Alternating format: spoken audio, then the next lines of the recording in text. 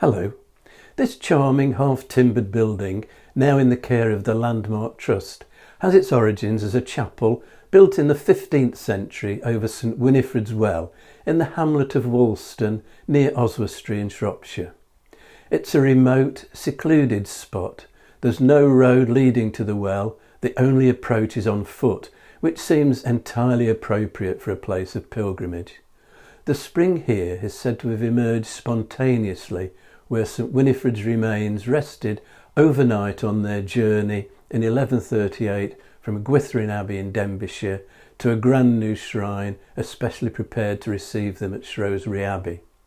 The tug of war between Gwynedd and Shrewsbury over St Winifred's remains provided the plot for Ellis Peters' first brother Cadfael novel, A Morbid Taste for Bones.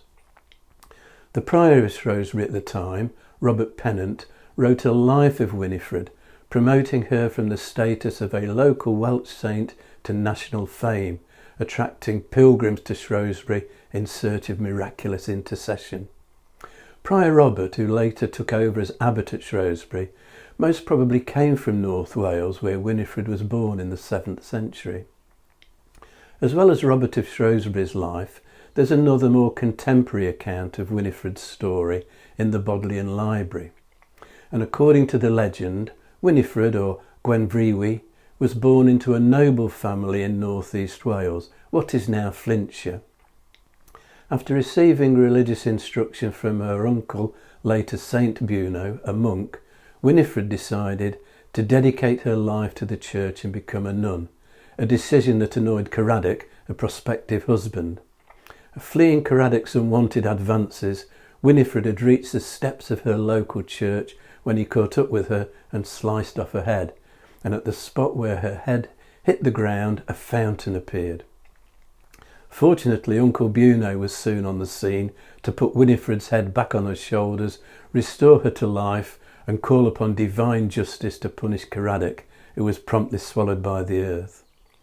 The site of these events is Holy Well, where Winifred spent the next 7 years as a nun. It became a place of pilgrimage, with a reputation for healing that led to it being dubbed the Welsh Lourdes. Royal visitors to St Winifred's Holy Well included Richard I, Edward IV, Henry V and James II, who came with his wife Mary of Modena. A collection of wooden crutches and lots of graffiti etched into the early 16th century chapel that now surrounds the well attest to cures attributed to the water. This small watercolour of the scene at Holy Well by Edward Edwards was captured around the time Dr. Samuel Johnson visited in 1774, recording in his journal, "The spring called Winifred's Well is very clear. The well is covered by a lofty circular arch. Over this arch is an old chapel. The chancel is separated by a wall. The bath is completely and indecently open. A woman bathed while we all looked on." From Holy Well, Winifred moved to what was probably a double monastery of men and women at Gwynedd, where she spent the rest of her life, eventually succeeding as abbess, achieving considerable celebrity, followed by acclaim as a saint. A lack of documentary evidence means Winifred's existence has been doubted, but the Celtic oral tradition was strong, and fragments of an early reliquary discovered in 1991 and identified as belonging to Winifred's shrine point to a real historic person.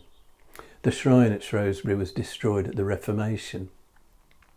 The well at Woolston is also reported to have healing powers, and it's said to be particularly good for bruises and broken bones.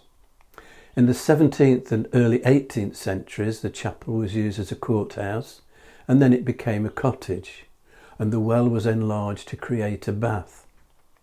Today, the water flows from the original spring through a series of stone troughs and into a pool before emptying into a stream. The Landmark Trust's sensitive restoration has resulted in a highly individual property available now as a holiday let. Now, next time, staying with the religious theme, I'm going to look at a building that began life as an Augustinian priory before conversion into a private house. If you've enjoyed this video, hit the like and subscribe buttons and click on the notification bell to be informed when the next video is available, or you can subscribe by clicking on the rose window over my shoulder.